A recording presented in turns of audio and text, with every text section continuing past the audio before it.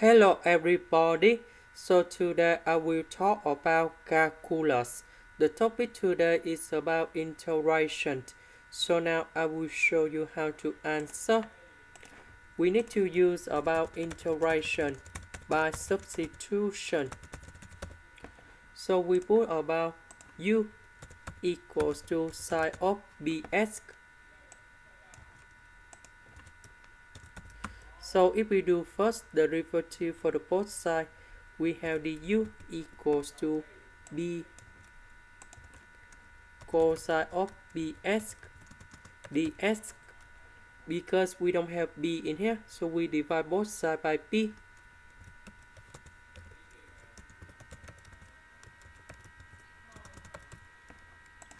Next, we need to change the bounds. So if s equals to number 0, so we put number 0 go in here. So we have u equals to number 0.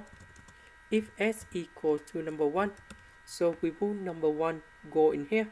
So we have u equals to number 0. So this number 1 we change for number 0. Sine bx we change for u. Cosine bx dx we change for du over b.